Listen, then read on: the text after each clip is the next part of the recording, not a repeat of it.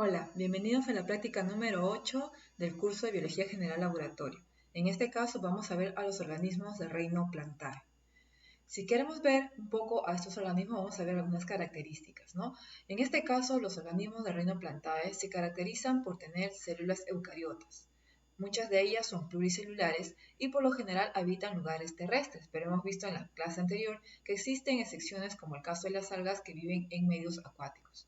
En este caso tienen un tejido de conducción muy especializado, que hablamos del xilema y del floema, el cual va a conducir los fotosintatos o los productos que necesita para hacer la fotosíntesis. También presentan la llamada alternancia de generaciones, que en su mayoría son heteromórficas, que quiere decir eso que en un momento de su vida la planta va a formar los llamados gametos, y hablamos de fase gametofítica, o va a formar las esporas, la llamada fase esporofítica. Durante su fase esporofítica se va a desarrollar el embrión que se produjo luego de la singamia, que quiere decir eso que se formaron o se unieron los gametos masculinos y femeninos y formaron el embrión que es diploide.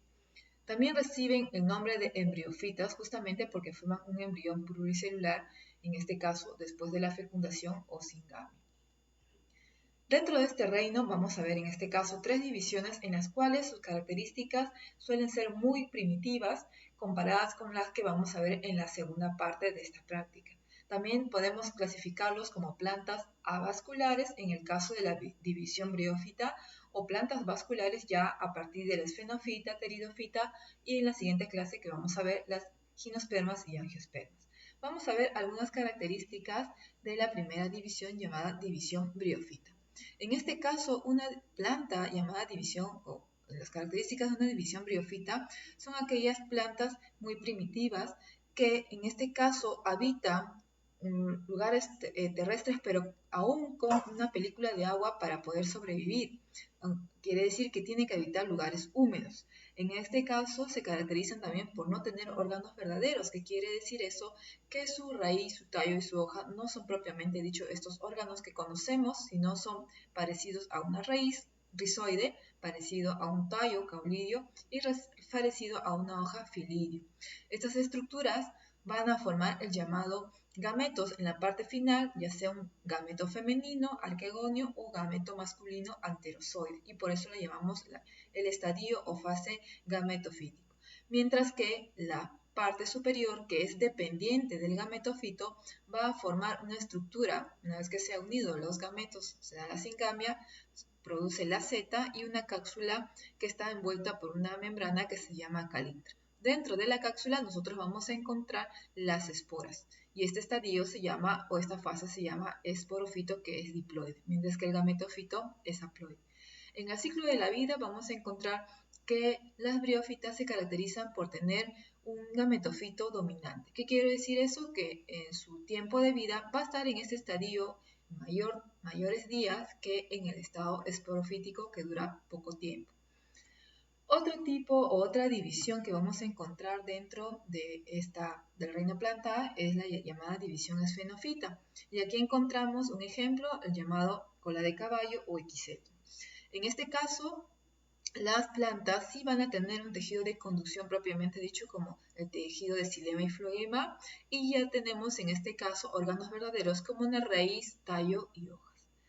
Lo que caracteriza a esta división es que sus hojas aún no están desarrolladas del todo, son muy pequeñas, se encuentran en los nudos de los tallos aéreos y se les llama también hojas escamiformes.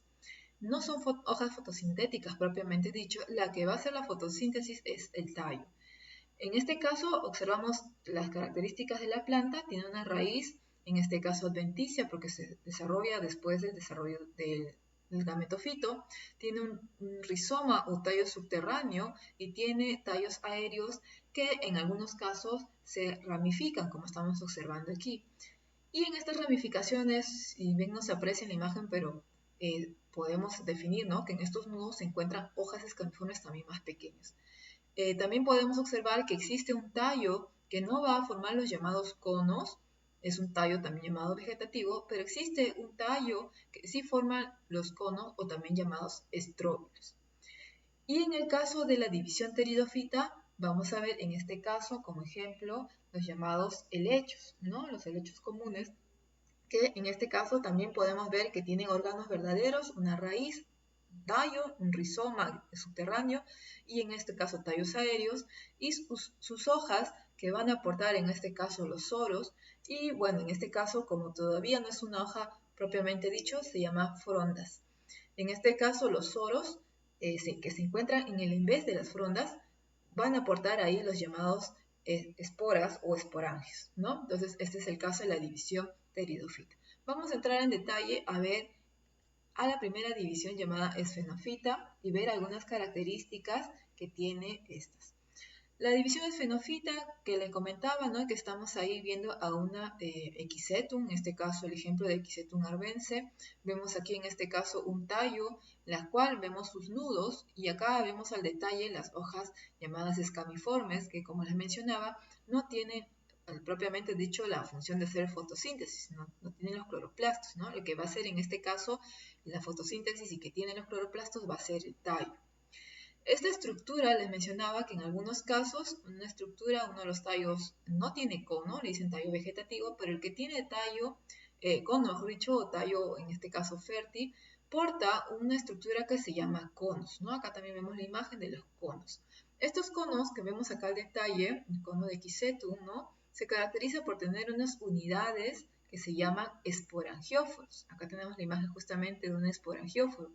En una de las caras, la cara externa, pues tiene un lado hexagonal o puede ser octogonal, pero la cara interna tiene una especie de bolsitas que se llaman esporangios, que estamos observando también acá en la gráfica. Y estos esporangios tienen en su interior las llamadas esporas que luego cuando caigan a un sustrato van a formar el gametofito, ¿no? Luego esto se desarrolla y forma el esporofito y así va ciclando su vida. Podemos señalar que en esta división la fase dominante es el llamado esporofito, que en su ciclo de vida está en mayor tiempo, ¿no? En este estadio llamado esporofito. Vemos acá el detalle de los tallos, que son tallos que se dividen, ¿no? En este caso tienen un vacío en el centro y bueno, se caracteriza también porque sus paredes celulares, aparte de tener celulosa, presenta sílice.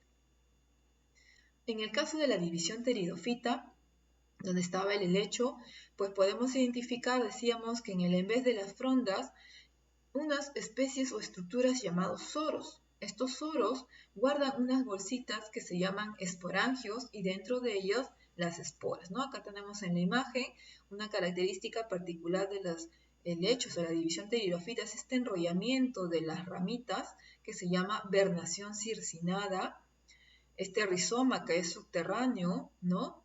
Y en el en vez de las frondas u hojas, estas bolsitas que se llaman esporangios y en su interior las esporas. Acá vemos una imagen de los soros que se encuentran en el en vez de las frondas o también llamadas hojas. Si nosotros sacamos este conjunto, por ejemplo, decir estos soros, vamos a encontrar un conjunto de esporangios que si nosotros entramos a detalle, tiene una especie de llamado anillo mecánico y que tiene la función de romper la bolsa del esporangio para expulsar las esporas, que estas luego van a caer a un sustrato húmedo y en este caso pues van a germinar y van a formar el gametofito. También la división pteridofita tiene esporofito dominante. Esta estructura que estamos observando es un esporofito porque recuerden que forma esporas. El gametofito vive muy poco tiempo y es muy pequeñito, suele verse raras veces, ¿no? Entonces, en este caso, tanto la división pteridofita como la división esfenofita, ambos son esporofitos dominantes, ambos ya son plantas, por así decirlo, vasculares, que tienen un tejido mecánico, un tejido, mejor dicho, de conducción verdadera, ¿no? Y bueno, son, por así decirlo, plantas que aún necesitan de ambientes húmedos para poder en este caso su anterozoide movilizarse y llegar al arquegonio para producir las engames. O sea, el gameto masculino tiene que movilizarse para llegar al gameto femenino y formar luego el nuevo ser, ¿sí? Bueno, eso hasta aquí y vamos a ir a la segunda parte. Gracias.